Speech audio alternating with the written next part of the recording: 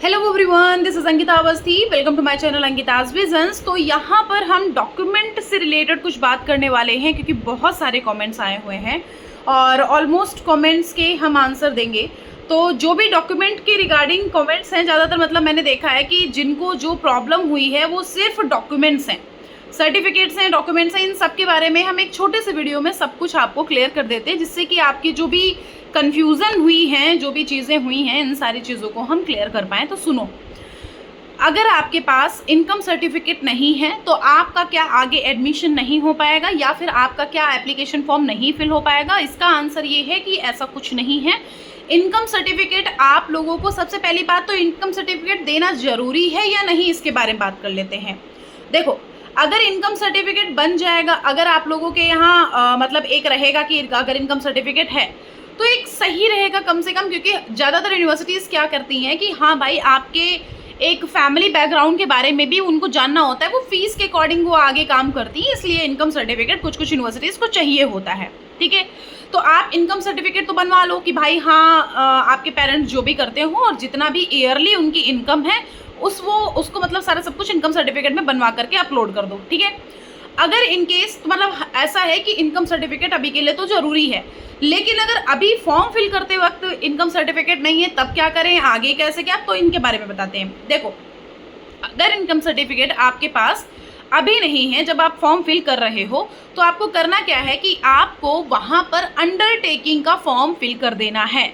Undertaking का form fill करने के लिए आपको करना क्या है, कुछ कुछ यूनिवर्सिटीज़ तो देखो अपने साइट पे सब कुछ अपलोड करके रखी हुई हैं। ठीक है, कि हर एक यूनिवर्सिटी ने अपना सारा सब कुछ अपलोड कर दिया है कि भाई हमारे पास हमारा इनकम सर्टिफिकेट खुद का, जैसे कि राजस्थान का ले लो, BHU का ले लो, DU का, इन सब ने अपना अंडरटेकिंग का फॉर्म अपना अपलोड करके रखा है। लेकिन कुछ कुछ ऐसे यूनिवर्सिटीज़ हैं जो कि एज़ पर गाइडलाइंसेस अपना यहाँ पर अंडरटेकिंग का फॉर्म अपलोड नहीं करती हैं।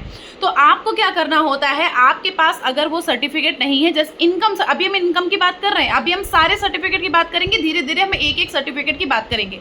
तो ध्यान से सुनना वीडियो को, अभी स्किप मत करना वरना पछताना और फिर पूछते रहना। ठीक है, तो सुनो, तो यहाँ पर क्या होगा, अगर आपके पास इनकम सर्टिफिकेट नहीं है, आपको अंडरटेकिंग का फॉर्म अगर कोई यूनिवर्सिटी नहीं दे रही है, तो आपको एक नॉर्मली आपको मिल जाएगा। मैंने अपने ग्रुप पे अपलोड कर दिया है, टेलीग्राम ग्रुप पे, आप वहाँ से इनकम सर्टिफिकेट का वो फॉर्मेट ले लो।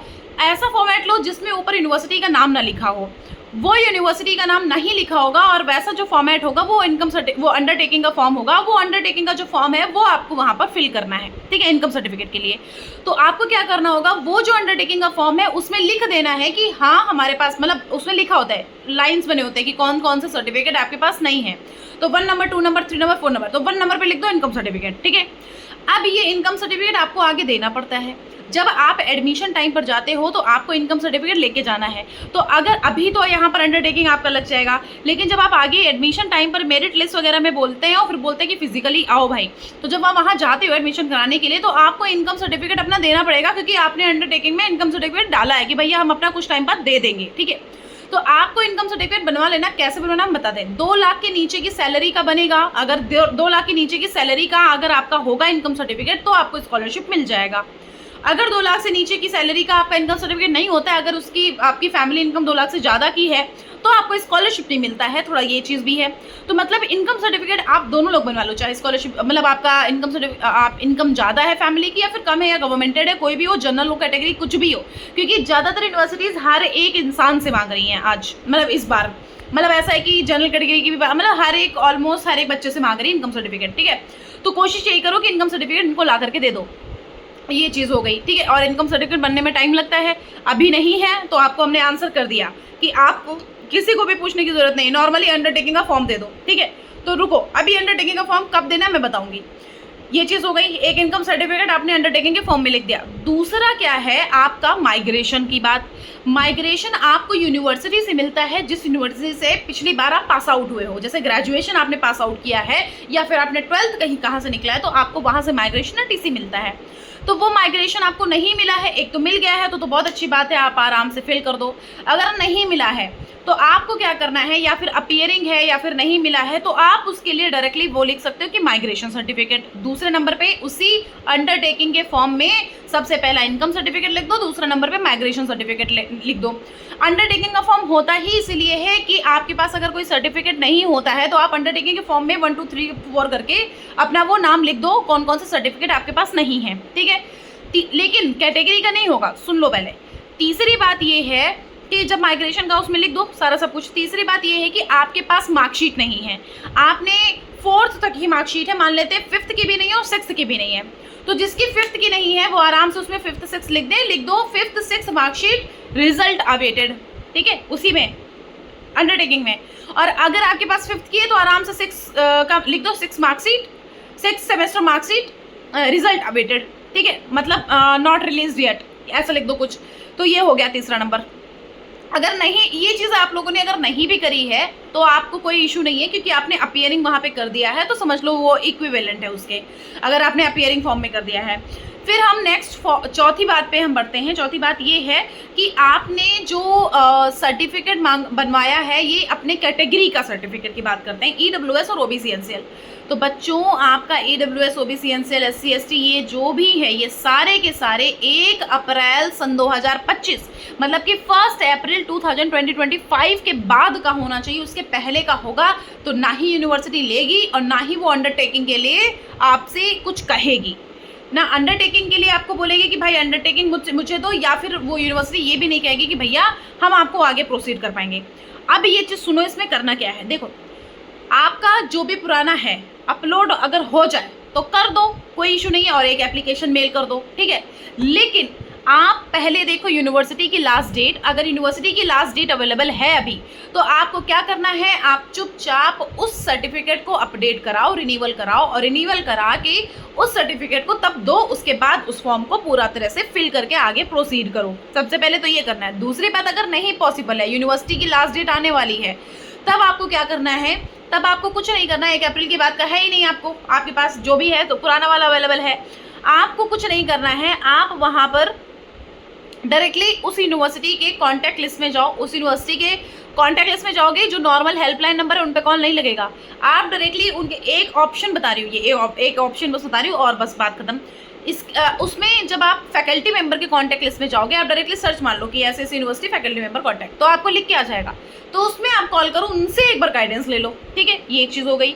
दूसरी बात ये कि अगर ये चीज़ भी अवेलेबल नहीं है, ये चीज़ भी अगर पॉसिबल नहीं है, तो बच्चों आपको कुछ नहीं करना है, आपको एक बार अंडरटेकिंग वहाँ पर देने की कोशिश करनी है। लेकिन इतना याद रखना, मैं ये अंडरटेकिंग वाली बात मैं कंफर्म नहीं बता पा रही हूँ, क्योंकि यहाँ पर कुछ ये सर्टिफिकेट को लेके क्लियरेंस नहीं है।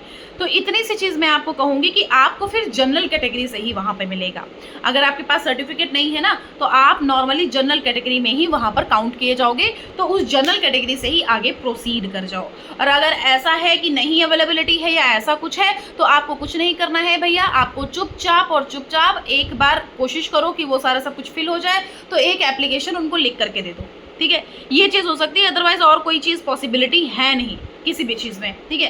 तो कैटेगरी, क्योंकि कैटेगरी सर्टिफिकेट जब आप देते हो तभी वो आपको वो कैटेगरी देख करके आपकी मेरिट लिस्ट बनाते हैं। अभी आपने OBC NCL मान लिया कि OBC NCL आपने दिया, तो आपको OBC NCL वाली कैटेगरी में रखा जाएगा ना। अगर आपने यहाँ पर अभी जनरल दे दिया, तो फिर आपको जनरल में काउंट किया जाएगा कि भाई जनरल में आपके इतने मार्क्स हैं और इस हिसाब से आपके इतने सारे बच्चे हैं, तो आपको मतलब इस प्लेस पे रखा गया है। तो ये होता है कैटेगरी सर्टिफिकेट। आप अगर कैटेगरी सर्टिफिकेट दोगे तभी आपकी मेरिट लिस्ट बनाई जाएगी, अदरवाइज आपकी मेरिट लिस्ट नहीं बनेगी, समझ रहे हो।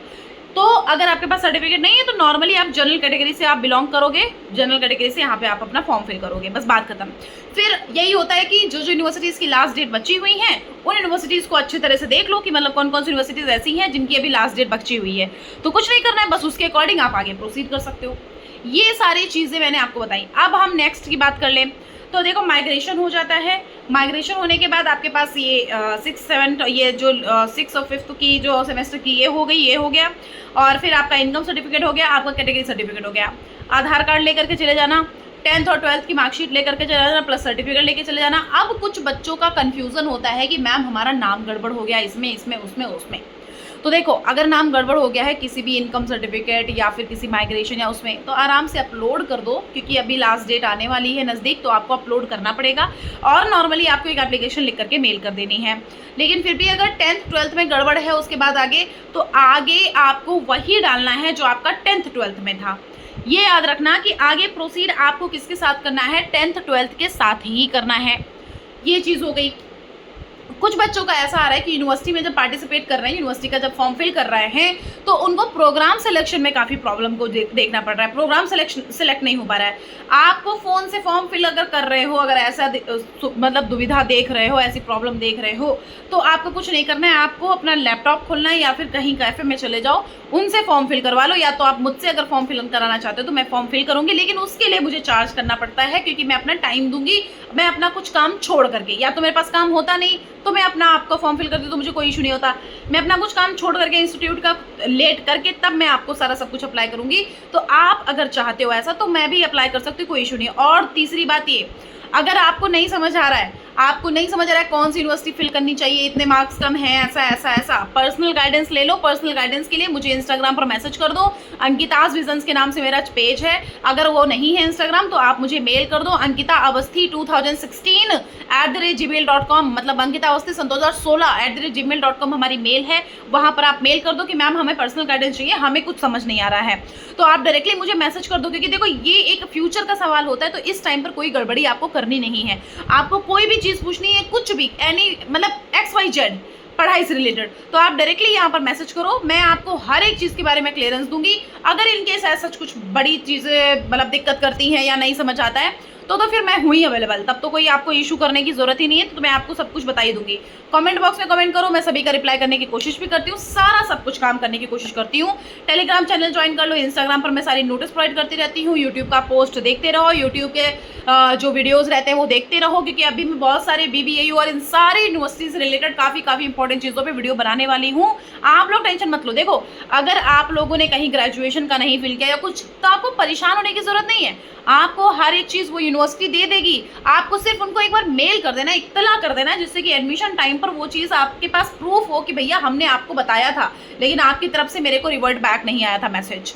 इतनी सी चीज़ों का ध्यान रखना। मुझे लगता है कि सारे चीज़ों के बारे में मैं अभी बता चुकी हूँ, क्योंकि डॉक्यूमेंट्स के रिगार्डिंग CUET का लगेगा।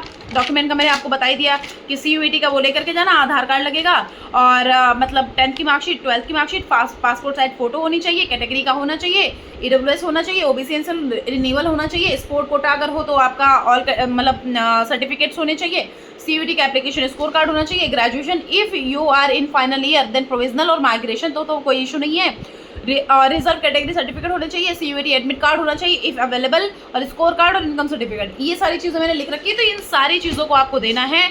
अब अगर कोई समस्या दिक्कत है तो आप कमेंट बॉक्स में कमेंट करिए, मैं हूँ अवेलेबल, आपको बिल्कुल टेंशन लेने की ज़रूरत नहीं है। Bye, thank you so much.